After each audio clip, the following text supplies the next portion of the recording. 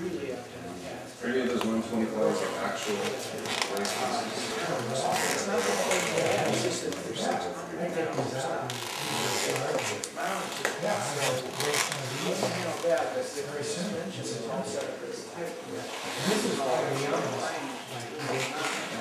A couple times went on this tight too. Yeah, and I had to not that eat, right? It's like really bad. You guys, which is my second modern era, I think we're destined to become electrical. This is second one. Like the first one is an actual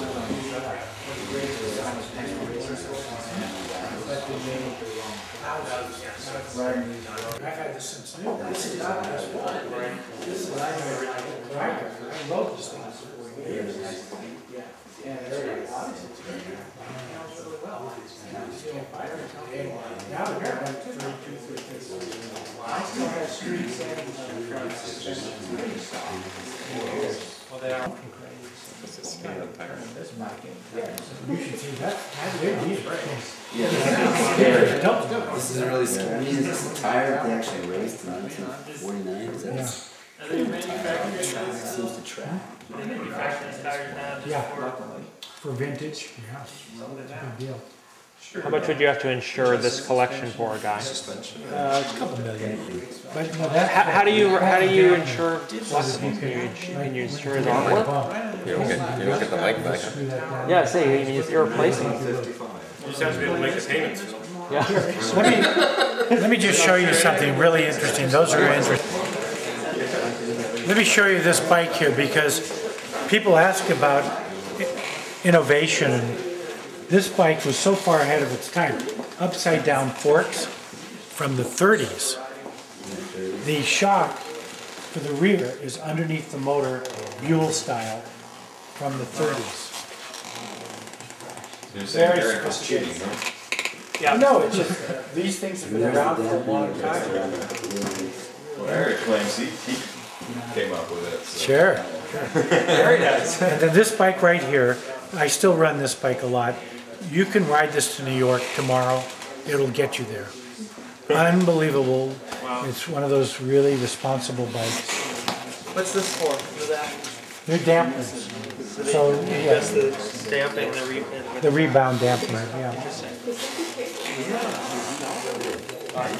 this bike in the Guggenheim collection? This one was. Really? You think?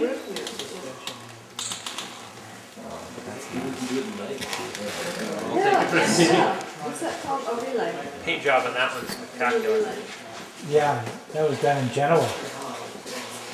In the guy's backyard. He really is a good restorer. But this one was restored in San Diego by a Ferrari restoration guy. And I kept it as I bought it.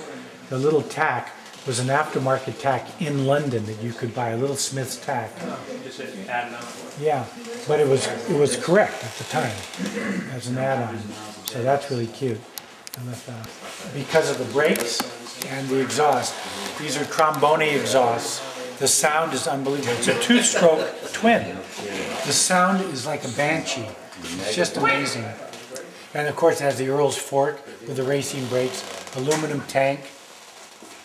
And these were very competitive two-stroke racers in the 50s. And these are the two Harleys you were saying. Yeah, these are my two Harleys, but I used to have a big 1000 Harley. What's the story on this one? That's a beautiful one. Yeah, well this is their race version that they raced in the 60s. This is the dry clutch and short stroke model, and they won a lot of championships with this. And this is the street version. Maybe my perspective, that looks like a really long distance between that seat and the handlebars, isn't it? It is, because of the thinness of the bike, it looks that way. It's actually really comfortable to race or ride. My knees are a little long for the fairing, and so what guys did, I left the fairing as it comes from the factory, but every different rider cut the fairing to suit. And some people didn't want that middle section in there. They wanted to get the fairing off quicker. But you'll see that there's actually not that much. Yeah, you're right. See? It's an illusion. Yeah. Now how you can tell this is the American model is the grips. because the Italians, when they built this, Yeah. figured, well, the Americans have big butts and big hands. Truly. And that's what they were thinking. And they knew that Harley riders wanted these big, thick Harley grips. They have nothing to do with racing. These are racing grips here. And so they put these on. So I left them on because this is how the bike was produced. And you How can well just, did you it can do? just tuck right into the bubble there. Yeah. How well did it do in the American market? Sales-wise? As dirt trackers, they did really well. I don't know if you remember the Sprints, Harley Sprints. That's what this is. But this is the CRTT. This is the race version, closed course. So they weren't popular because that kind of racing wasn't popular in the 60s like it was in Europe. So these are called Aladoros, the Golden Wing, and they were world champions in Europe. And some people raced them here.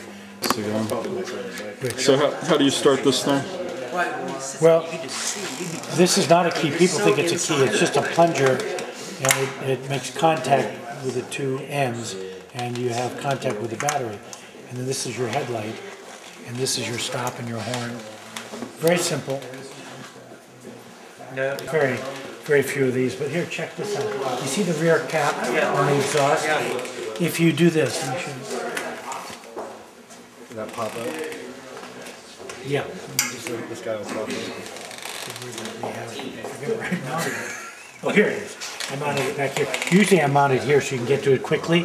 When you're racing through Italy, when you go through the town, you flip that down. When you go into the country, you just do that, and it allows free flow. I need something like that at Laguna. Yeah. Yeah, the old ladies don't get kicked out of Laguna every year.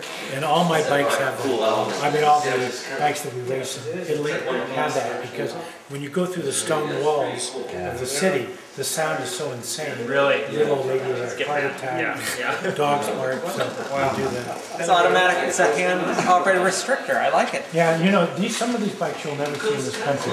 This is one, that particularly will never be seen anywhere in the world because they only made 8 of them. And it's the only one I've ever seen. I've been going to museums all over the world. When I was 15, I hid my first Triumph at a friend's house. Really? Yeah, and my mother died never knowing that I rode motorcycles. Really? Yeah, and I rode every day of my life. And I do today.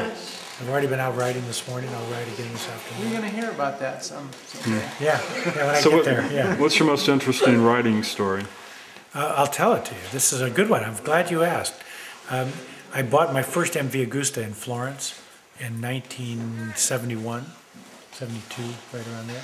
And I didn't speak Italian at the time. The sign that says "Scendere tu luce." It's on the side of the road. I don't know what it means. And just as I pass the sign, I go into a tunnel. And the tunnel is miles long. It's from the border of Italy to France. And I don't know where the lights are on the motorcycle because I had never turned them on before.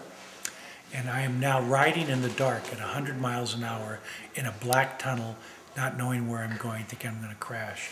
And that was the most exciting thing ever happened. And I played with every switch at 100 miles an hour until finally a light came on and I knew where I was. That was the wildest story. Forgetting about accidents, which I've had many of. That's the wildest story. Did the thought ever cross your mind that you could slow down? No, because you can't. Because you're in a tunnel and there's Oh, okay, other there's cars cars behind you, collecting up about arm. Oh, yeah, no, you can slow down. And you don't have a tail light either, so... No, well, I had the brake light, but I was really scared, and that was, yeah. But, yeah, that was it. That was the one. It's exciting. Yeah. We're the time, one more. My Triumph Bonneville, I've got my beautiful girlfriend on the back, and we were going hill climbing out in the country, and I'm like half up on the pegs and like this. And I said, hold on, here we go. And I take off up the hill. I get over the hill, and I'm about to go up at the next hill. And I look back, and she's not on the bike. Oh my God. I had dropped her at the bottom of the first hill. Never knew that she wasn't on. Oh my God. But we made the top of the hill.